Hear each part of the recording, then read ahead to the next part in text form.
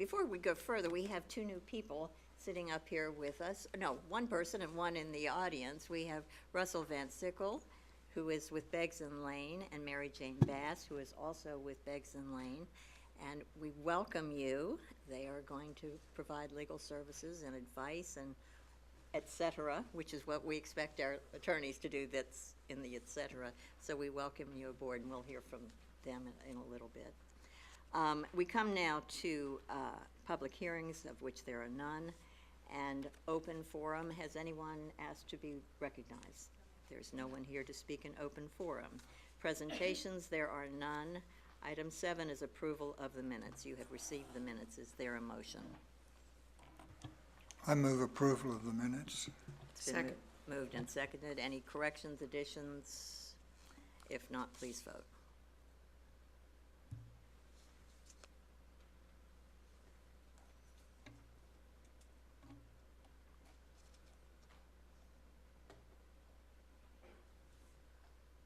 And it passes 4-0. Next is the report of the Citizens Advisory Committee of April 16th, chaired by Ms. Vicki Campbell. Ms. Campbell, you're recognized. Thank you. The Citizen Advisory Committee met on April 16th, 2019 at 3 p.m. All members were present with the exception of Kevin Hammer. Item G was a Recycle Star program. Motion made by Ms. Ben, second by Ms. Ritz, that the board approve Recycle Star program and authorize staff to initiate the program May of 2019. Start up with funding from the appropriate budget line item in operating budget. The committee voted 10-0 in favor. Item H was a used wheel loader purchase. Recommendation by Mr. Kimball, second by Ms. Booker, that the board waive normal purchasing procedure and approve purchase of one used 2014 John Deere 742 KXT wheel loader from Baird Equipment Company of Pensacola, Florida, at the purchase price of $105,000. Committee voted 10-0 in favor. Item I was Iron Rock Offset Force Main Access Agreement. Motion was made by Mr. Kimball, second by Ms. Ben, that the board authorize the executive director to execute an agreement with Divine Farm LLC to temporarily waive ECUA's requirement to construct an easement in the road in exchange for an irrevocable letter of credit in the amount of $232,000. Committee voted 10-0 in favor. Item J was fiscal year 2018 comprehensive annual report for information purposes.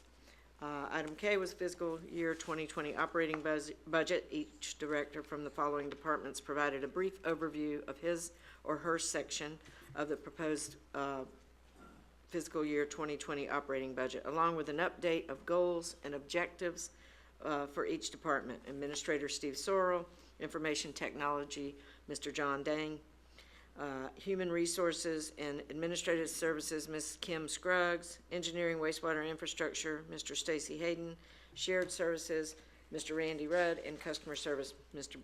Gabe Brown. Item L was fiscal year 2020 capital improvement budget for information only, and item O was new business. Dr. Walker talked about sewer charges, the residents that are ECUA sewer only and not water. No action was taken on this item. It was for discussion only. I would like to move items G through I for approval. Is there a second? Second. It's been moved and seconded. Any discussion? Dr. Walker? I would like to say, Madam Chairman, that item K, I think, was a real winner. It was popular, I think, with every member of the committee, and I just thought it was very well received. I did hear some comments afterwards, but since technically they were violations of the Sunshine Law, I suppose I'm not going to say anything further about them. But they were positive. Thank you, sir. I too very much enjoyed the new format, and I thank Ms. Benson for pushing for that. It's very appreciative. And the staff did a great job. Absolutely I think each fantastic. Of them, we learned more than just about their budget. We learned about their drive to do the work of ECUA, and everyone who did a presentation. We learned a lot, and we thank you for that.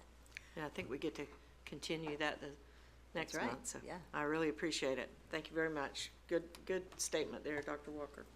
Mr. Perkins. Well, for the record, none of the comments Dr. Walker heard were from me. Or me. Innocent as well. Okay, Dr. Walker? Mr. Perkins, his only comment to me, sotto voce, is yes, he'd like me to get him a cup of coffee when I go, or could he get one from me when he goes? You always throw in that Latin. Please vote.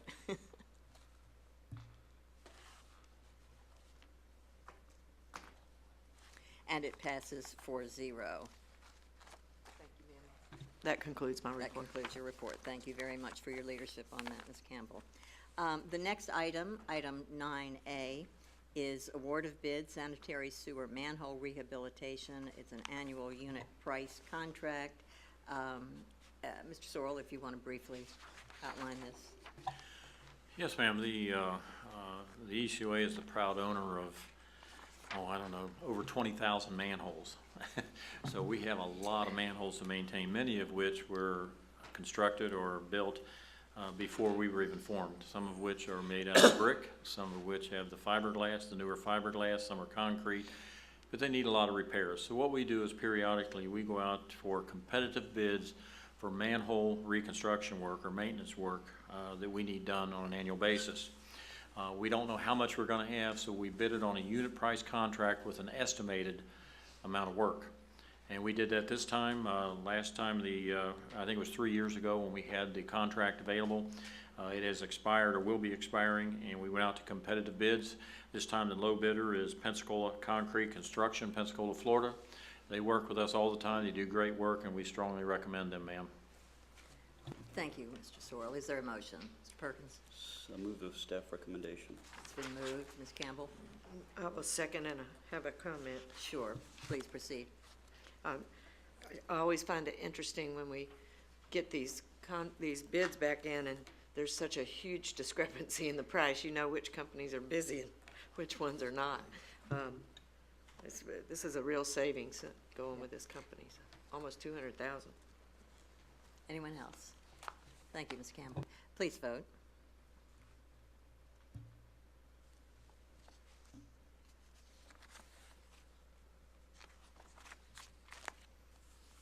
And it passes 4-0. Item 9B is request to vacate easement for sewer main relocation, a fairly simple vacation. Mr. Sorrell, if you want to briefly outline it. Yes, ma'am. Actually, this one's somewhat complicated, believe it sorry. or not. And the reason for that is I'm only asking for conceptual approval at this juncture. I'm not asking for final approval, but just conceptual approval to give me the authority to move ahead with this if the county approves the construction of the site. This is BJ's Wholesale Warehouse. They are going to construct their building over one of our lines, and we're in agreement to go ahead and have them move that and build us a new line at their expense. The problem is the part of the construction includes the fuel station and underground tanks. It's within the 7-year wellhead protection ordinance that this county has, so the county is objecting. There's meetings taking place on a regular basis to try to resolve this issue with the consultant and the county attorney. And if they're able to resolve it, the ECUA is fine with this. It's not a problem. They have agreed to, I think, triple line the tank and so on. So from our perspective, it's safe, but there is an ordinance and the county attorney is objecting. So unless they're able to work out something here, it may not happen. But if they do ultimately approve it, we're recommending we go ahead with it. We'll get a new sewer line. They'll move the line. It shouldn't be any problem as far as we're concerned. Thank you. I didn't mean to minimize your work. Staff makes everything look easy, though. Thank you. Is there a motion, Ms. Campbell? Yeah, I'd like to move staff recommendation. Dr. Walker? I'll second it, and I have a comment. Okay, you're recognized. Thank you. One time in the past, when the wellhead protection code of the county was not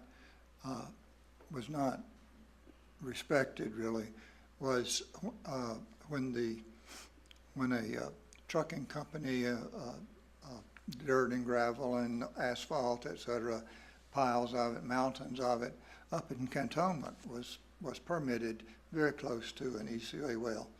And that was back in about the year 2000, or 1999. And that's old history, ancient history now. But now it seems to be coming back to haunt us, or it may be, according to a staff report to the board members, I think in the last week or two, there's possible contamination of the cantonment well from that site. So it's good to see the county sticking to its guns on this one and not just giving in to some pressure influence, as I think happened back in 99 or 2000. Thank you, Dr. Walker. Mr. Perkins? Well, I just basically wanted to echo what Dr. Walker said. It wasn't that long ago that, you know, the county was not real enthusiastic about wellhead protection and helping us make sure that our water wells were safe from contamination. So despite any difficulties they're having right now, I'm glad to see that they are standing firm and watching out for the people and protecting our wellheads. So good job by Thank the you, county Mr. commission. Perkins. Dr. Walker? Madam Chairman, and I think a lot of the credit for that probably goes to Tim Haig, who's been our intergovernmental relations person over the years, and who I know has worked with the county on the wellhead protection code and how it should be applied and respected. And Tim, appreciate you. Many years of good work, consistent good work on that, and apparently it had an effect over the years. I see no more lights, so please vote on this recommendation.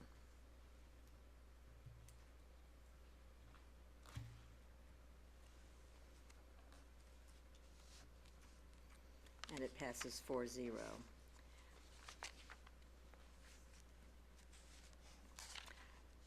Item 9D is emergency purchase notification. There's no action required. Is that correct, Mr. Sorrell?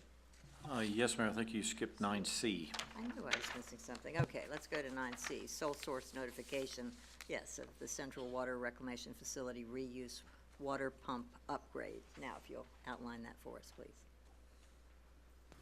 Yes, Mr. ma'am, Sorrell. this one's even more complicated than the last one. Basically, we have reuse lines that leave our Central Water Reclamation Facility. They go to Gulf Power Plant Crest, and they go to our spray fields, and they go to International Paper, and ultimately to the International Paper wetlands. We, at this point, do not have sufficient pump capacity to send all that water to International Paper in our spray fields unless, or if, Gulf Power Plant Crest doesn't take the water.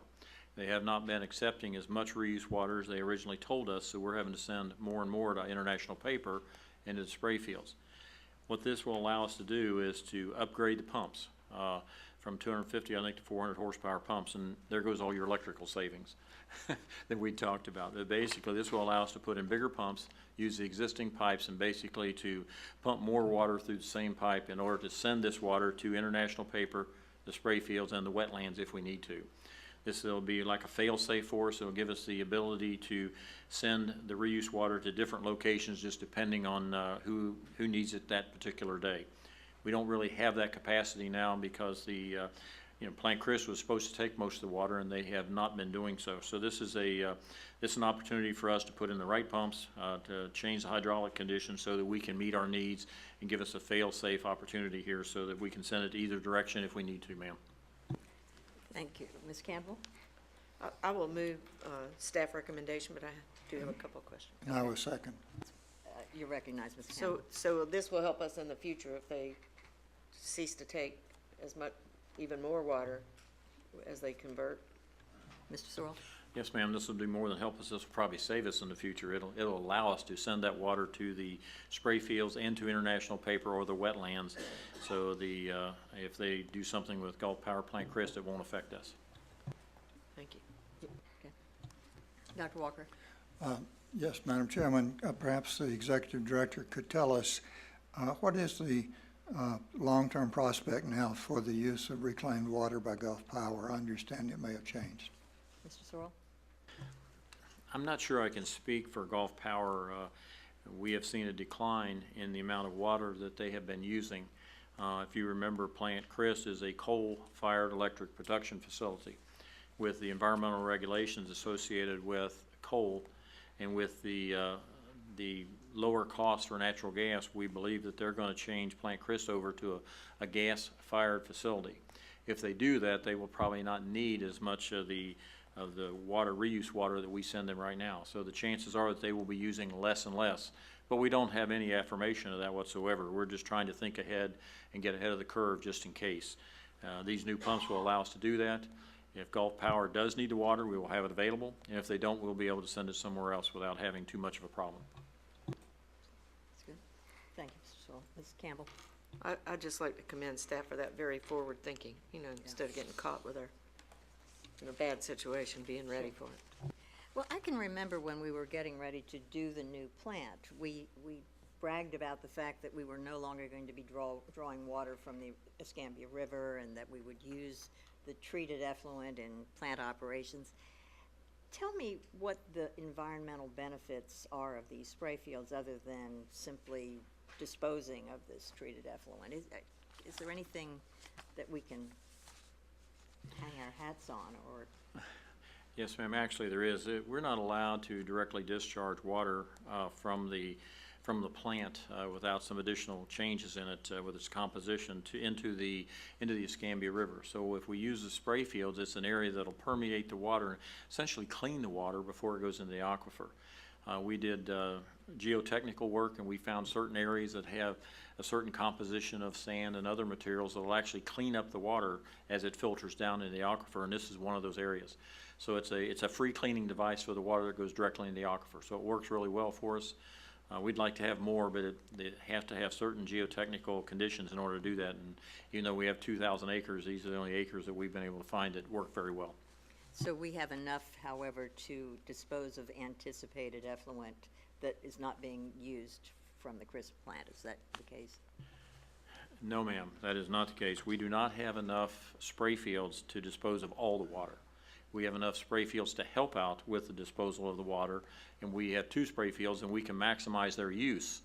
But we also need international paper to take water, and we also have access to the IP wetlands, which we're basically part owner in also. So we have multiple sources to send the reuse water, but the material coming into the plant never stops. No matter what the weather is, it keeps coming, and we keep producing water. And even though the effluent that we produce is essentially drinking water, if we dechlorinate it, it's drinking water.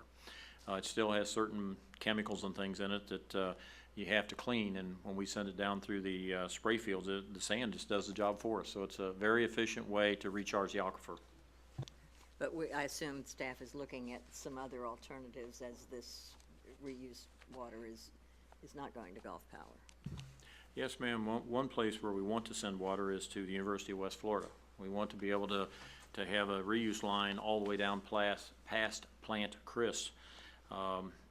We haven't made arrangements with the University of West Florida yet, but they do a lot with irrigation, and they have their own wells, so it would be probably less expensive for them to allow us to send reuse water there. In order to do that, we're going to have an easement across the Plant Crest property, and that's been a challenge. Moreover, there's the Scenic Hills Golf Course area, and we could also send reuse water to them. At golf course, they'll use 400 to 500,000 gallons a day, so every little bit helps. So if we have as many avenues available to send the reuse water to different places, the more the merrier. So we're working on all those now, and we've talked to Gulf Power, and we're trying to get that easement. We haven't been very successful up to now, but the University of West Florida and Scenic Hills are 2 options that we're looking at. Thank you, Mr. Sewell. Dr. Walker. Thank you, Madam Chairman. I noticed that, I think it was at our last committee meeting, Gulf Power was requesting an easement across some of our property. Mr. Sewell. Pretty sure that's correct. Yes, sir, that is correct, and we're Well, evaluating. I'd just like to Sorry. add that it seems to me it would be a very nice time to bring up the fact that we've been trying to get an easement from them for a couple of years now. Dr. Walker is always a step ahead, Mr. Sewell. Ms. Campbell. Do we divert any to the Cypress Lakes? Mr. Sewell. No, ma'am, they have their own wells. Anything else? Please vote.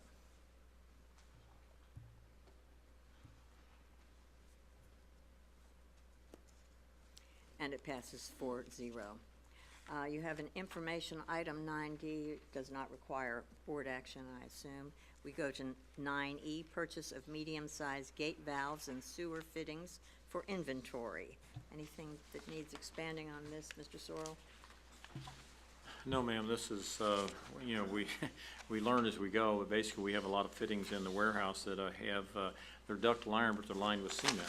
Well, that's great for water, but we found that doesn't work worth a nickel for wastewater because of the hydrogen sulfide gas. So what we need to do is we need to buy ductile iron fittings that are lined with epoxy, so they're resistant to the hydrogen sulfide gas. And that's what this is for, to buy those particular fittings and put them in inventory for our maintenance crews. Thank you. Mr. Perkins? Move the recommendation. Been moved, is Second. It's been moved and seconded. Any further discussion? Ms. Campbell? No. Okay. Please vote.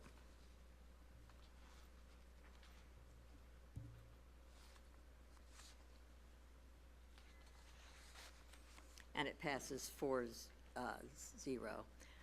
Item 9F is the North Hill case.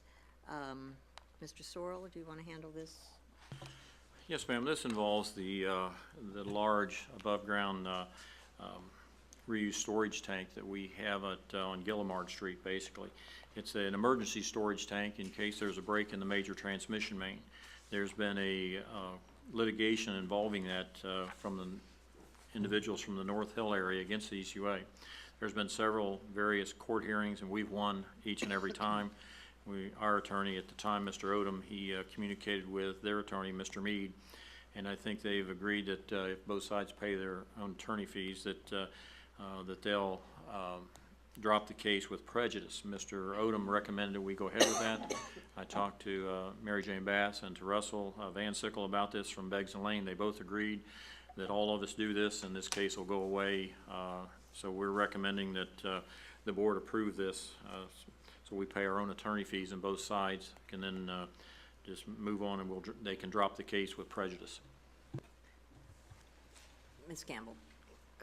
I want to move staff recommendation, but I have a question. Sure, let me get a second. I second it. It's been, all right, go ahead, Ms. Campbell. How much did we spend on legal fees for this case? Do we know? No, ma'am, I don't. I don't know what those are at this point. I'd have to go back and look at that. And I just got this last night, so I didn't have time to assemble any of that. But I do not know, ma'am. It's been, it was significant because I personally sat through 2 court hearings. Can we get that sent out to us? Yes, ma'am. Thank you, without objection. Thank you. Anything further? We have a motion, don't we? Yes. If not, please vote. Oh, Mr. Perkins, sorry. I was just going to say, I think one of the reasons that this whole case, you know, went on and it was initiated is that a lot of times people don't trust what the government tells them. And we told the people, look, this is just an emergency tank. We will never use it unless we need it to protect you from all that sewage coming downhill and flooding your neighborhood and the rest of downtown. And I think that some of their angst has been eased now that the tank is there. There are no odors. You know, we're not using it. It isn't actually an emergency tank, but you know, when they tell us you pay in Social Security all your life and it's going to be there for you, or Medicare, and then we've spent the money, you know, I mean, people get to where they don't trust government. So I think any time that we can keep our word on something we say like that, it's a good thing to do, and I'm glad that this is resolved, and I plan on voting for it. Ms. Campbell? I reiterate exactly what Dale said. Unfortunately, it was used for political angst as well, but I'm glad that we're, you know, keeping our word on it, and I think the people will feel better about us. Mr. Sorrell? Just it's somewhat related. The individual that owns the building was in just front of gonna there, ask. no, I thought you might. Owns the building in front of there has briefly communicated with us. He has indicated that he plans to upgrade that building. Now, I don't know if you can believe that or not, but he did indicate that. We have a parcel behind that building that's actually north of our tank that we're not going to use anymore. It's what we use for a laydown site for the construction, and we'll probably be bringing something to you in the near future to dispose of some of that property.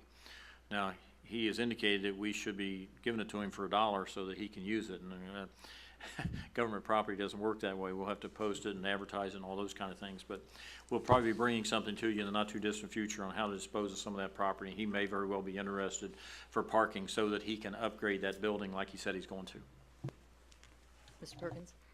Well, I was just gonna basically say that property down there is getting more expensive, not less expensive. And, you know, we've taken a lot of the blight out of that area. We've actually improved that area. So as far as giving the property away for $1, I'd be completely against that. We have an obligation to get what we can for it. And if he's the one who wants it more than anybody else, then he'll buy it. But truthfully, his building does provide a nice buffer for, every time I drive down there, I think, oh gosh, I need to look for those ugly tanks, and I forget to look for them because they're so, concealed, and so I'm glad that he's doing that. And it's kind of a wonderful old 50s building, so I'm glad to have him there. I wish him great success. Okay, if nothing else, please vote.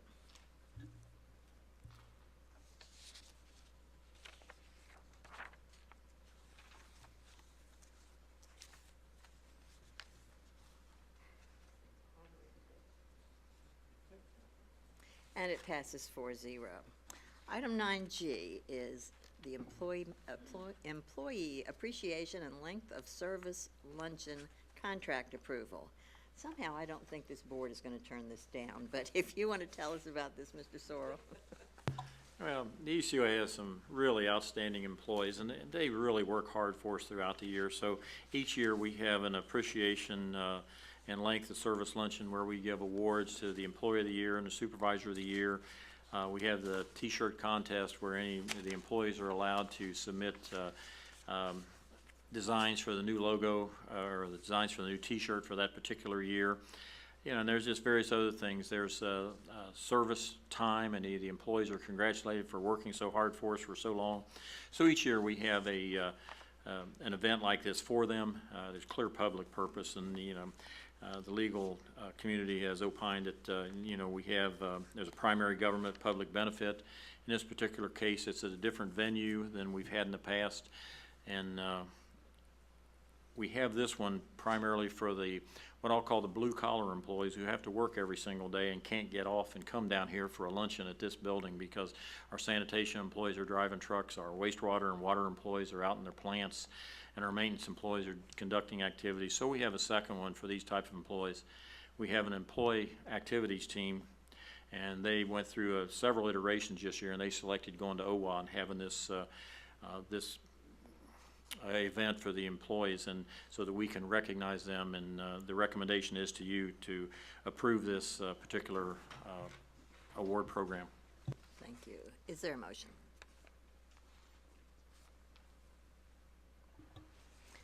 Dr. Walker?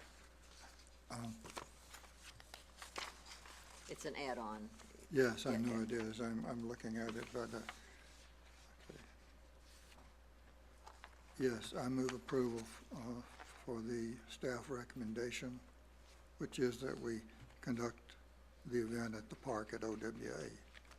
Thank you. Dr. Walker moves it. Is there a second? I should add that, pardon me, Madam Chair, I should add there's more to it than what I just said. I move the staff recommendation in its entirety. Thank you. Ms. Campbell? He just didn't read the whole recommendation. Oh, okay.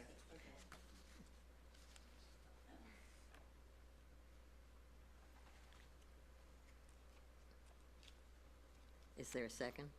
Oh, I'm sorry, I'll second. Okay, it's been moved and seconded. Is there discussion? Dr. Walker? Yes, thank you. I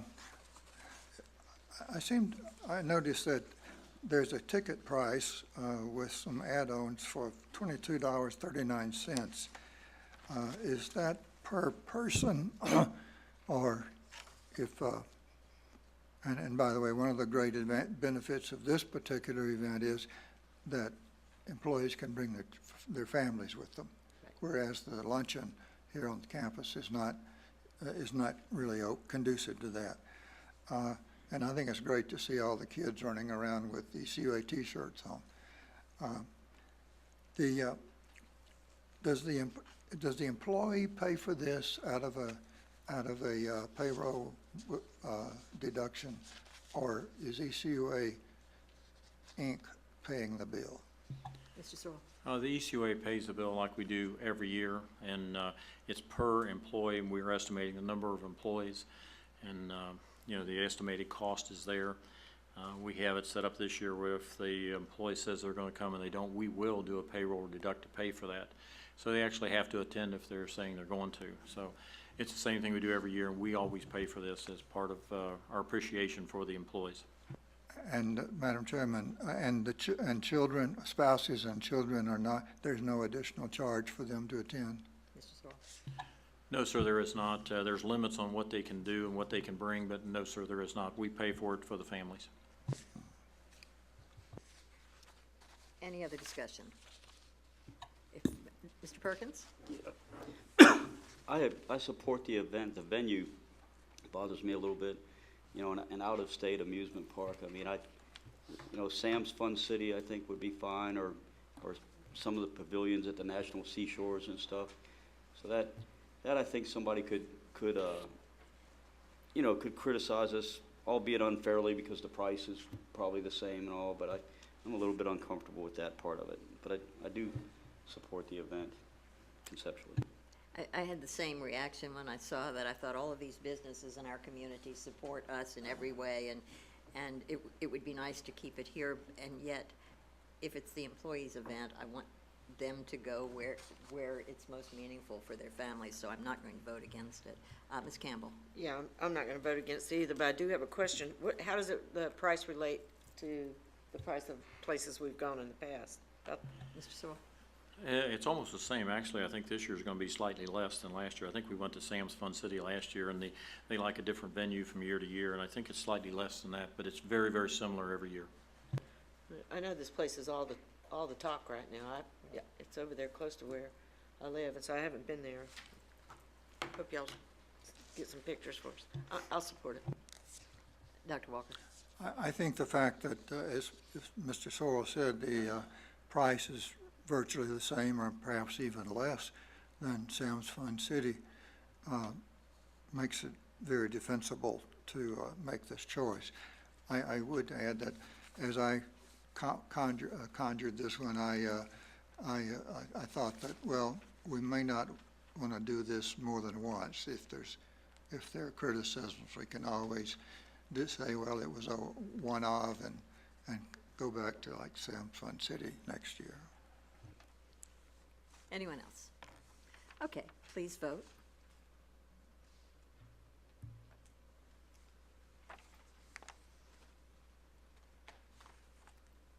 And it passes 3-1. Okay, the next item is the budget report.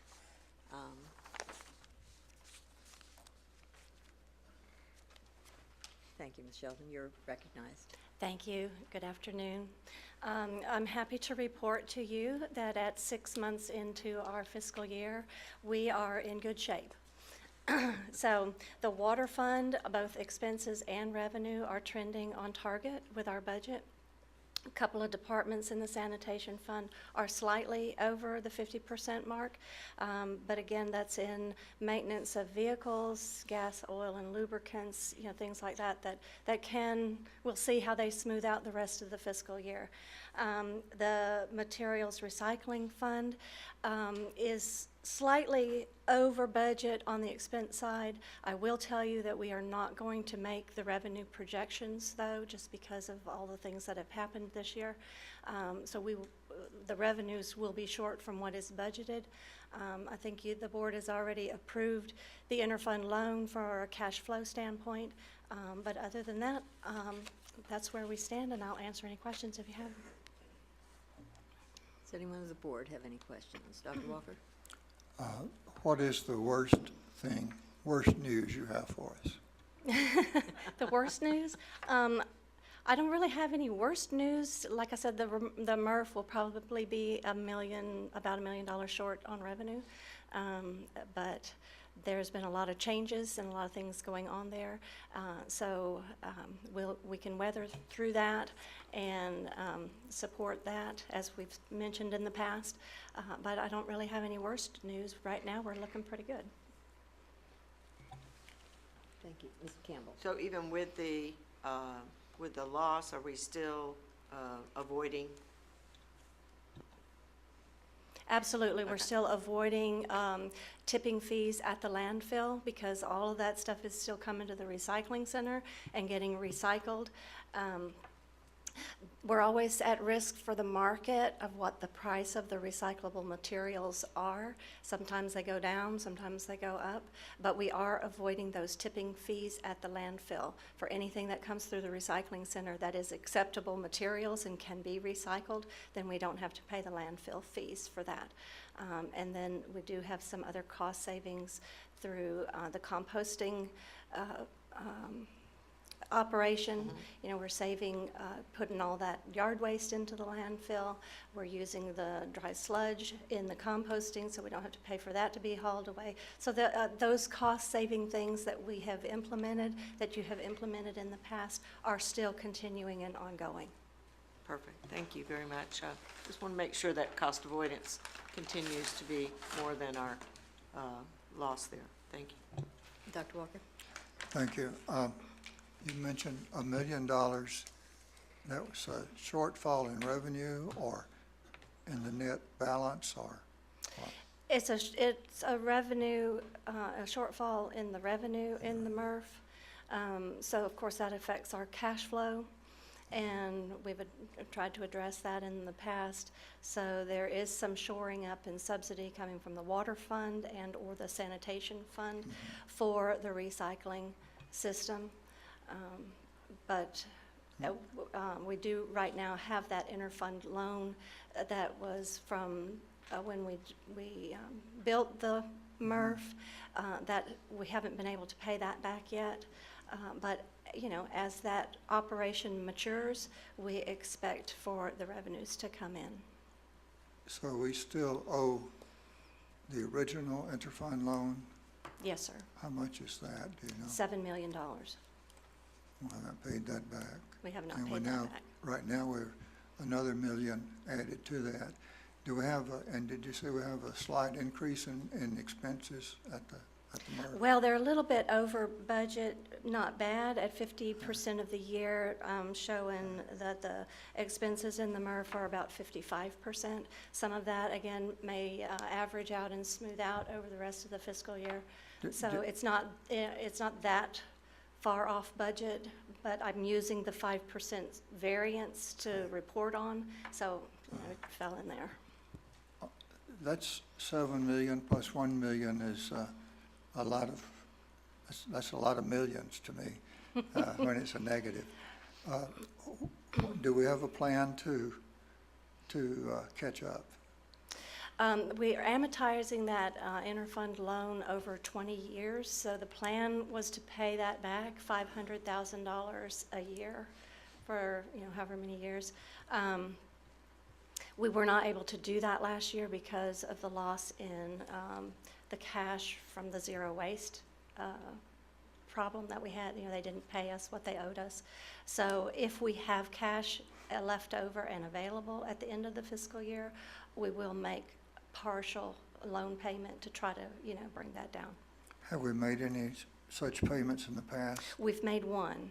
The first year we were able to make an interfund loan payment. Last year we were not, and so hopefully this year we'll see, you know, if we can make some of it, we will. We will make what we can to draw that down.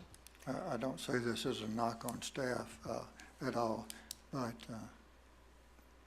I say to my fellow board members, that's not a very good picture, and we should all be concerned about it. Thank you. Ms., if you don't mind, let No, me go ask ahead. Mr. Sorrell to sort of let us know what's happening in recycling and the markets and what's going on, and from an operational point of view, how you see those revenues changing, or if they are. Yes, ma'am, there's several things you need to know, and Patty alluded to some of these she's probably not that familiar with. You know, there's a significant cost avoidance associated with the operation of the materials recycling facility. You know, we collected about 19,000 tons of yard debris, actually between 19,000 and 20,000 tons of yard debris.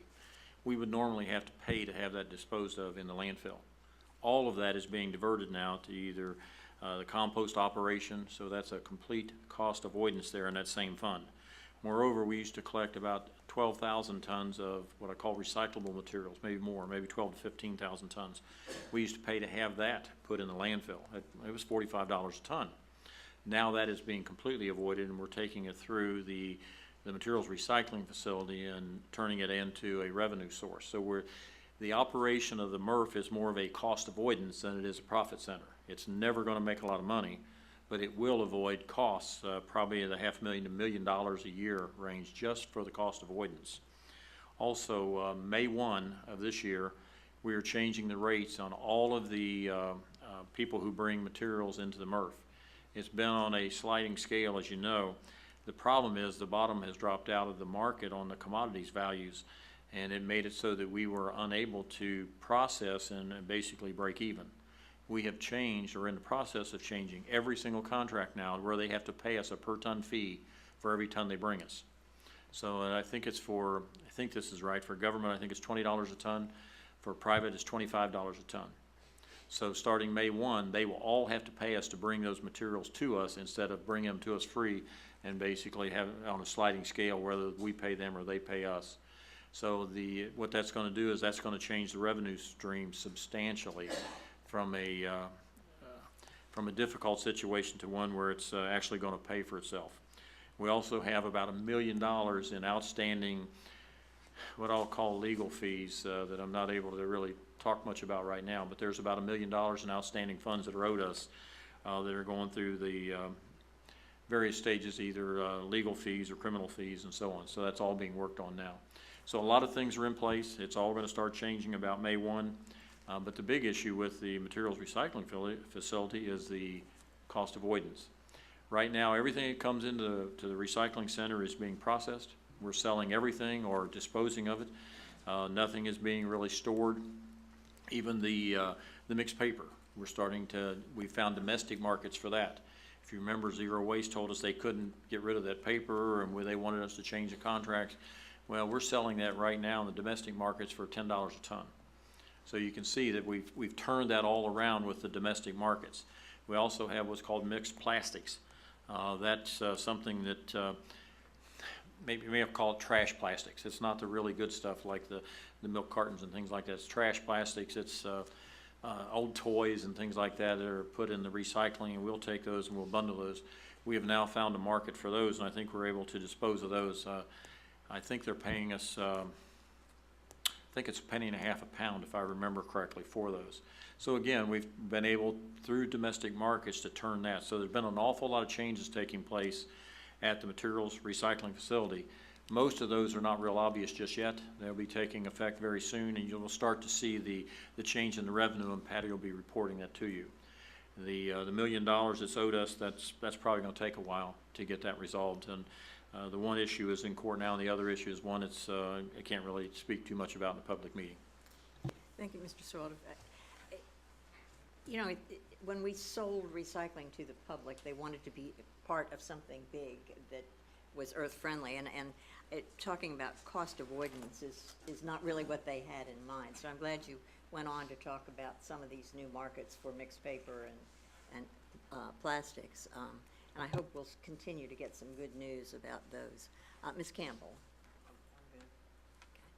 Dr. Walker. Yes, Madam Chairman, I'd like to know whether when we, in increasing what it's going to cost other entities to bring their recyclables to us, we have lost any of those as users of our system. Mr. Sewell. At this point, we're not aware of any losses. There's one potential from the Alabama area. It's a very small provider, so it's not a big deal to us. Moreover, you know, our recycling center could really use a break on somebody not bringing us materials, because it is so full at this point. We're having trouble just keeping up. It's running at capacity all the time, and it's causing us concerns with maintenance. We just put on like a 3 to 11 maintenance crew to try to perform maintenance on the operations there, because we just can't do it through the day because of the amount of materials that are there.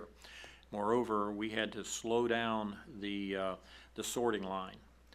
Instead of processing about 25 tons an hour, I think we're down about 19. The reason for that is we have to produce a higher quality, what I call trash plastics and mixed paper, in order to sell it. A lot of, when Zero Waste had it, they just ran everything through and bundled it, and nobody wanted to buy it. What we have done is we've slowed down the line to where we're providing a much higher quality of product now, and it is being sold on the markets, whereas before it couldn't be. So it just took a little bit of innovation. I give Mr. Rudd a lot of credit. I mean, he knows that much better than me, and he tries to keep me informed. But basically, that's what's happening. So running a slower line, we have the ability to have a lower volume. We can't hardly keep up with a high volume. So if somebody does stop bringing it to us, it's probably going to be a blessing instead of a curse. Thank you. Ms. Campbell? Well, I was happy to see Okaloosa County running a video on contamination. And I thought, good job for them jumping out ahead of contamination versus, complaining that we're not taking recycle. So I'm happy to see that we're cleaning it up a little bit and making it more valuable to the end user. Also I was going to bring this up under board communication, but I might as well go on and bring it now since we're talking about the MRF. I was asked by the school board superintendent today why we did not answer their call for RFP on recycling. And I didn't know, and that was why I was a couple minutes late to the meeting this morning. This afternoon, I was talking to Mr. Rudd about it. And basically what's going on is their provider has already called and asked us how much to bring the recycle to us. So why would we want to go and pick it up if they're just going to bring it to us? So that's the answer to that question if anybody gets asked. Thank you. Dr. Walker? Yes, and one more question, and that is, do we have a hired director of the MRF now? If so, what is the name and what is the title of the position? Mr. Sorrell? Yes, sir. We do not have a director. We have a materials recycling facility manager. His name is Matt Cole. He comes to us from the Northeast, I believe. He has a strong background in materials recycling, and I know Randy is really pleased with him so far. He's helped us to sort of slow down the lines and to make a more efficient or better product as the end result. So we're using a lot of his knowledge between him and Mr. Rudd. They know a lot about that. So his name's Matt Cole. He's they call him Big Matt, I think is his name. And but Randy's really pleased with him. I've only met him once, and very, very pleasant person, but he seems to really know what he's doing. And is that C-O-L-E? Yes, sir, that's correct. And it's Matthew Cole. Ms. Sheldon, thank you very much for your report. You stimulated a lot of conversation. Okay, that concludes the budget report. Moving seamlessly into the executive director's report. I'm talking too much today, so I'm trying to make it short. I wanted to let you know that the Pensacola Beach reclaimed water tank, which is currently being used for potable water, has been painted. It is done. It has the dolphins on it. It's the same, looks the same as the other tanks, and we have not received any comments one way or the other, so it's most likely been well received or we'd heard about it. Second thing I wanted to tell you is a little earlier this afternoon, we had a 12-inch force main on 9 Mile Road out by Navy Federal. It's a force main, and most of you know what that means, but basically it was damaged by a private contractor. A 12-inch force main, that's a sanitary sewer line under pressure. Okay, a contractor broke that, and we had to get tankers together, and we had to send crews out there, and I think they're working on it now. But basically, that's going to be a major problem, and that's going to be quite a bit to repair. We'll have to, I don't know if we're going to have to install a bypass, or we're going to be able to cut it off at the lift stations and use tanker trucks until we get the repairs made. But a private contractor broke that this afternoon, and it's going to be a major sanitary issue that's going to have to be cleaned up, because a 12-inch main's a lot of sanitary sewer. Second thing is right now we're experiencing a little lower delivery at the materials recycling facility. We're taking a little bit of a breather. Spring break's over. So when spring breaks over, the amount of recycling goes down. The same with July 4th. July 4th peaks, and then after it's over, it drops down a little bit. So we're experiencing that right now. So we're able to sell everything, and we're distributing everything on the commodities market that's coming through. The last thing I have is the compost operation. It's doing very, very well. The new fabric structure's up, and basically we produce about 2,000 tons a month, and we're selling every single thing we make right now. The only thing we're able to do now is just reserve enough for the local people who want it out of the building in the back of here.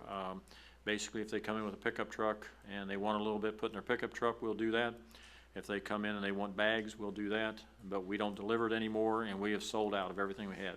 Peanut farmers and life soils want everything we've got, so it's been a highly successful operation, and that's part of what I told you about the yard debris being diverted. We used to have to take all that to landfill. Every bit of that now is going through the compost operation, being ground up and made into compost.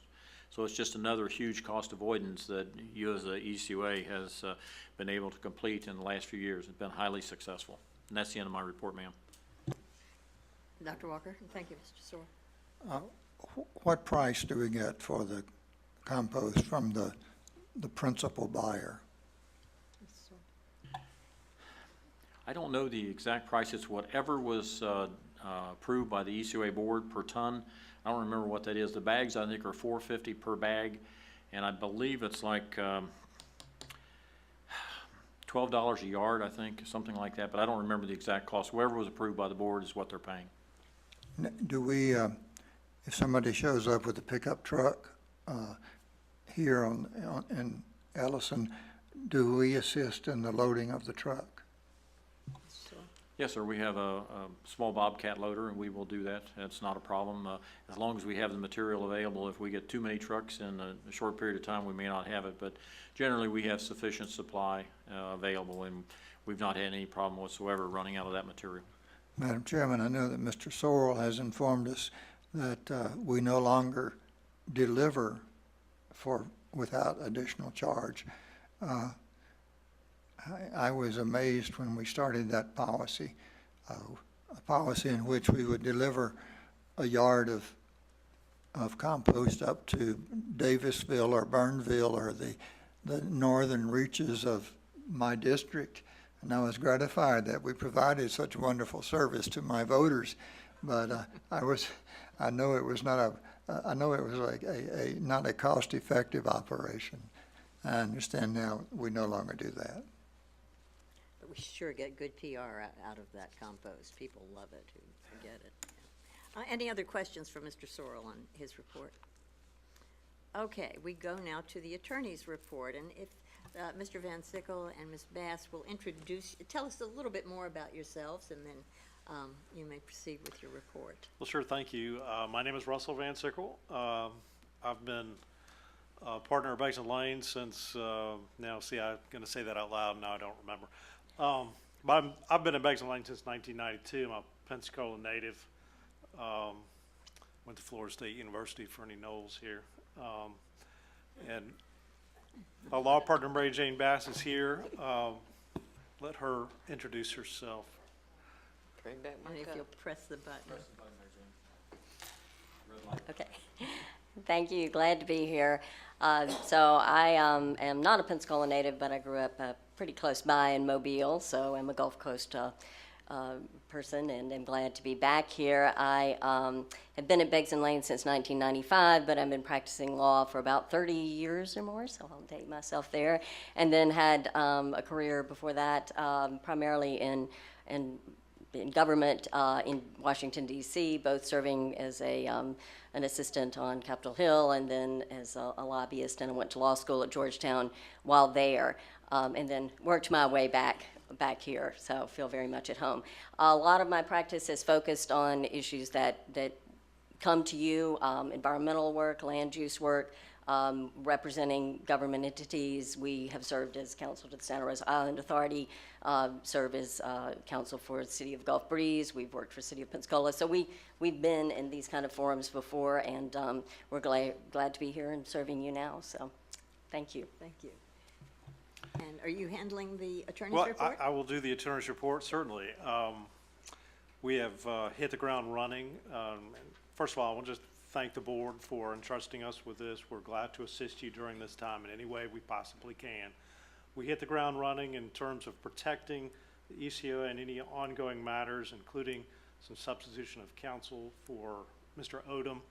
I want to say that Mr. Odom has been very helpful in terms of facilitating any kind of help he can offer, and he's done that. That's been we've been very appreciative of that.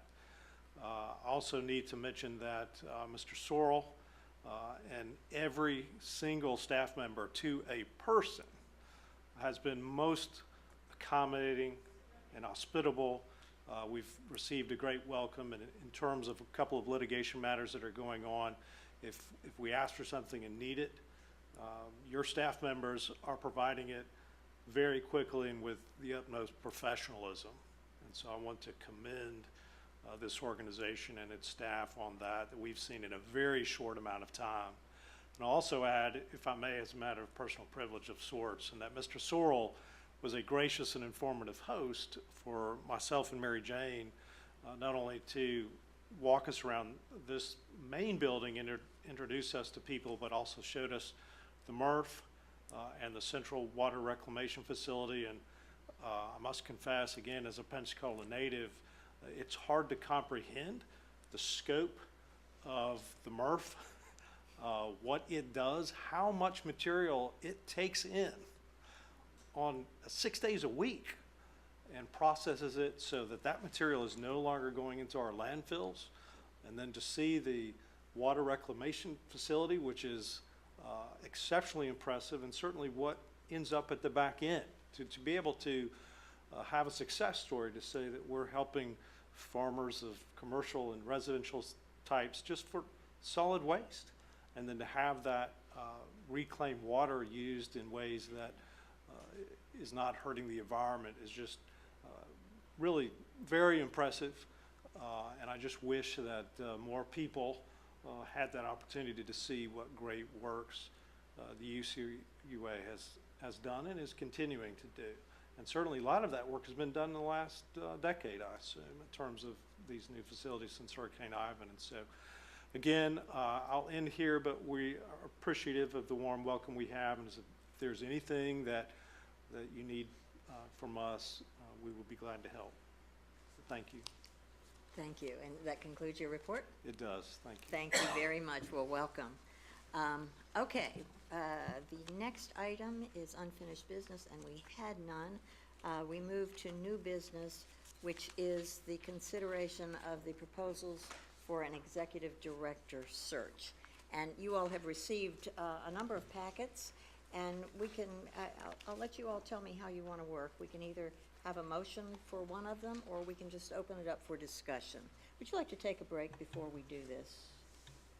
Sure. Shall we let's take 5 minutes, and then we'll delve into this. So, we'll resume at 4:05. Resume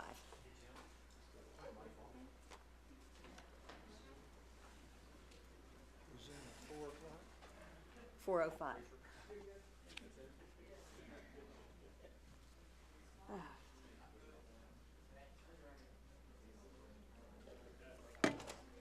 Well, Mr. Sorrell, that was a surprise.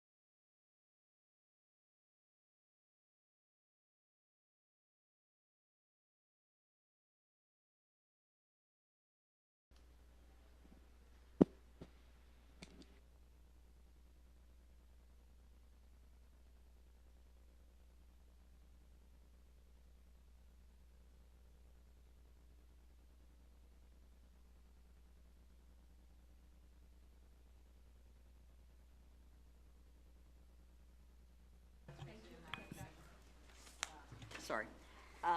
Okay, you have all received the proposals. I'm just gonna open it up and let you all weigh in if you'd like. I see Ms. Campbell's finger on the button, so you may start. Well, the first thing that I noticed was this CB&A was willing to give a 1-year warranty. And that just blew me away. I was like, 1-year warranty, I like that. So not one other firm on here wanted to give that without, without question. That was impressive to me, and their proposal was very impressive to me. They had a lot of experience with utilities. Their price is, one of the lowest. They're in Florida and used to working with Florida utilities, and I would say that Florida utilities are probably a whole lot different than inland utilities, so that was impressive to me. The quality of their report itself, I'm an old English girl, so, seeing that they took really great pride in the product that they gave us, just telling about themselves. So that was my number one firm on the list. So if I need to make a motion that we use them, I'll be more than happy. Let's let others weigh in, but I'll let you make that motion when others have had a chance, if that's acceptable to you. Dr. Walker? I did not understand what company Ms. Campbell was referring to. Colin Basinger and Associates. I think that's how you pronounce it. Have another name? Colin Is that Basinger and Basinger? Associates. Okay, Yeah, all from right. Daytona Beach. Got it. I had it written down a different way. Sure. Anyone else? Mr. Perkins? I think they look pretty good. I personally preferred the Tallahassee firm of Narlark and Associates, but I'm open to suggestions. But I thought that was, looking at their experience, and they do have some utility experience. They have a lot of Florida experience. Their rates are reasonable. I think they're perfectly capable of doing, a good job for us, and so that was my number one choice. Dr. Walker? Well, if that's how we're going, I will, I have all 6 ranked, and I could give all 1 through 6, but my first choice was the Bainziger firm. And I'll just weigh in, and then I'll let you make your motion, Ms. Okay. Campbell. I thought the Colin Benziger firm was outstanding.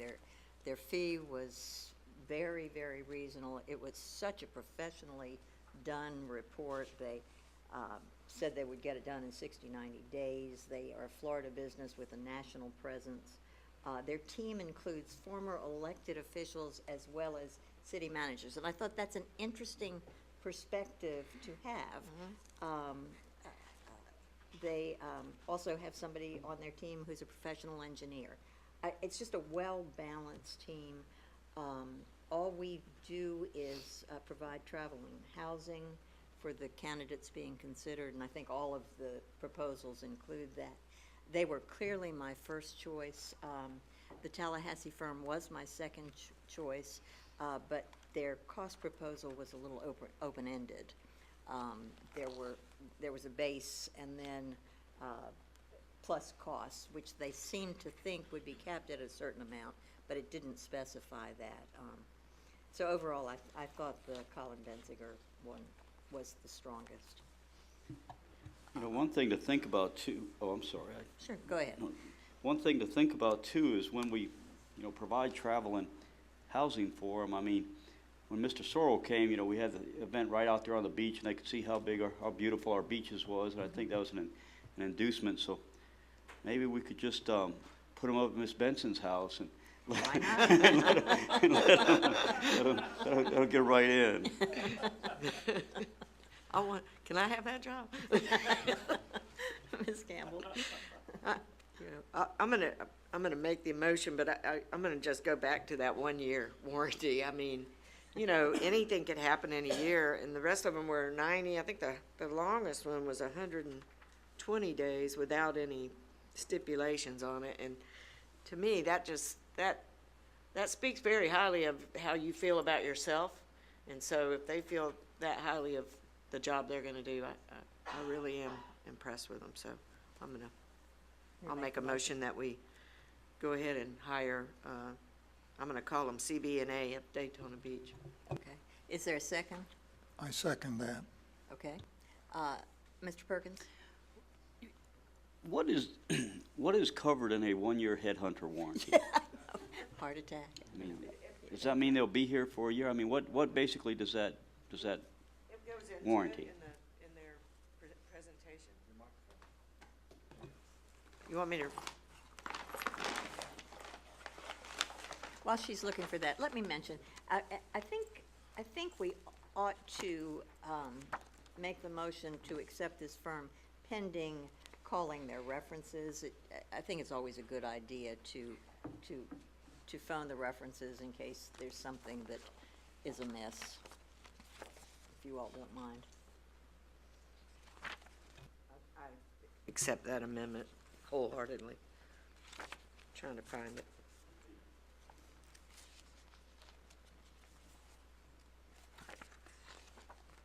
I'm looking for it.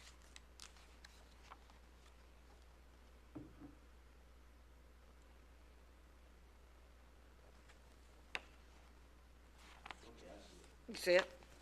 What page is it on? 25.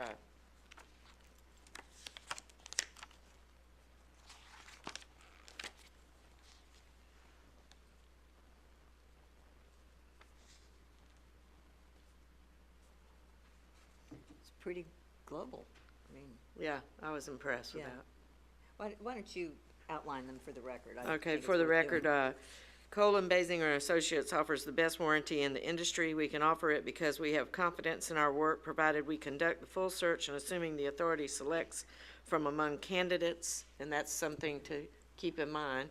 We select among the candidates they recommend. They warrant the following. We will not approach the selected candidate for any other position as long as the individual is employed by the authority. If the selected individual leaves for any reason other than an act of God, such as total incapacitation or death, within the first year, CB&A will repeat the search for the reimbursement of our daily expense only. If you are not satisfied with the candidate we present, CB&A will repeat the search until you are satisfied. Our price is guaranteed and will not be exceeded for any reason, even if conditions change after the contract is executed. Pretty strong warranty. It's very strong. Pretty good, so we can fire them and still get a free, I mean, Mr. Sorrell's been here 18, 19 years, so it's probably unlikely, but if there were, dissatisfaction, we could fire him and still get another search. So Right. that's pretty good. It's a pretty strong warranty. Okay, so the motion is that we contract with CB&A for the executive search, and that we first check their references, and unless it turns up something amiss, that we proceed with that. Dr. Walker? I consider it remarkable that three of the four of us chose this company, one company. The odds of that happening by chance are just impossibly small. So it's a rare case. It's an unusual case of agreement, really. I think clearly that we should go with that company. Okay, thank you. Any further discussion? Well, what were you saying about the fourth? He was trying to save his ratepayers' money. It was going to be I more did want to expensive. take note that the other firm that sounded really, really good was California, Yes. but the price was twice as much, so. And all of their work was in California, Yeah. too. They really didn't have experience in our Yeah. market, which They is. did have a man here, though, in Right. Sarasota, but, Yeah, yeah, exactly. I thought that was interesting, the No, price. and I, even though I think we have done this rather quickly for something like this, I want to thank all of the people who submitted proposals. I think there are good firms out there, and we appreciate the fact that they did this. So I don't want to dismiss them because I think they're all highly qualified, but this one did stand out for a number of reasons. So, Okay, let's vote, And I think they were Oh, one sorry. that I recommended too. probably.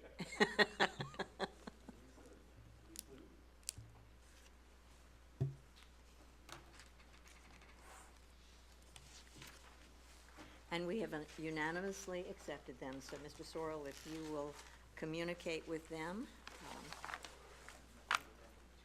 and with their references, exactly. Okay. We come now to board communications. Does anyone have anything they wish to communicate at this time? Dr. Walker? Madam Chairman, I did have what was going to be an add-on to the agenda, but I couldn't think of it when you called for them. But here's what it was. At some point, I think ECUA should cease accepting black and otherwise opaque, I think is the right word, yard bags. I know that they cause a problem in knowing what's inside them. I understand that everything that's in the black yard bag, trash bags, is thrown aside and winds up not actually going through the compost process. So I think that we shouldn't do this on the spur of the moment. I mean, and impose it suddenly. But if we're going to do it someday, we should make a decision and begin announcing it like 6 months in advance or so people can try to use up the bags that they have. So I offer that as a topic and a suggestion. Thank you, Dr. Walker, and perhaps that's something we can put on the CAC agenda as a discussion item. I was not aware that there was a problem, so that's interesting. Anything else under board communications? If you go out there to that, you'll see that, all the ones with plastic bags in a high stack that have to be. And I agree, they have to be taken and put somewhere else, but I don't know. Yeah, we mandate they put it in bags. I mean, Right. so Yeah, for us to say you can't use bags, I just don't know Yeah. about it. I mean, we split those bags, right? We take it out. Mr. Sorrell? Not necessarily. We have a machine that sorts it, but there's no question that the black plastic is a problem for us, particularly in the compost operation. We obviously like to do away with them, but the board needs to realize if you do, you're going to get a lot of complaints because people use them. We would much prefer that they would use nothing but paper. You can buy them at Lowe's and Home Depot, and they biodegrade and they will grind up right with the mulch. But the plastic is an issue for us. We sort it out the best we can, but a lot of places won't buy the material from us because it has plastic in it. Do we have that paper bag, brown is the new green, video on our social media site now? We do? Okay. Maybe we all can push that Yeah, out and, let's do that. try to help the cause a bit that way first for a year. And even our marketing campaign, it would be great if they did some on that, just Yeah. as, people care about this place where we live, and I think they would want to do the right thing. I mean, Yeah. we'll get pushback. I spoke to a group of ladies the other night, and they had no idea, Yeah, so, right. of a lot of things. So I Yeah. think education is still the key to success. Absolutely, yeah. Dr. Walker? If we were to outlaw the dark bags, it wouldn't mean that we were requiring the paper bags. The other alternative is for one to use Trash can. yard trash cans. And our rules say that we'll pick up to 20 yard trash cans at one time, cans or bags. And so that's a pretty generous policy. And I have yard trash cans that are 25 or 30 years old, and they're still usable. Of course, I don't use them much, but When I used to do yard work, I don't do it anymore, but I would use a sheet. And my guy was so nice that he would throw it on the truck, rod up my sheet and put it right back down in my yard, and I used just an old sheet. Mr. Perkins?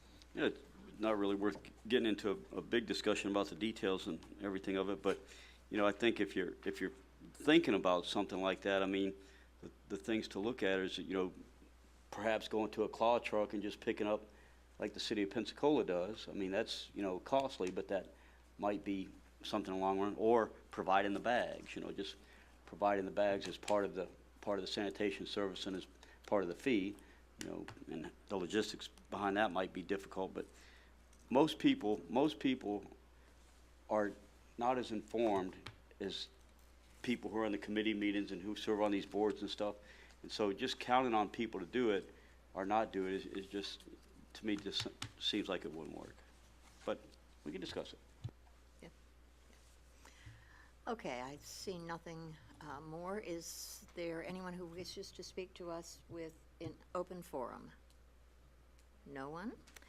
Okay, I want to thank our new attorneys for enduring our first meeting. I think you'll find that this is a pretty collegial group. We don't always vote alike, but we treat each other with respect as we do the public, which is, I guess, not the norm somehow.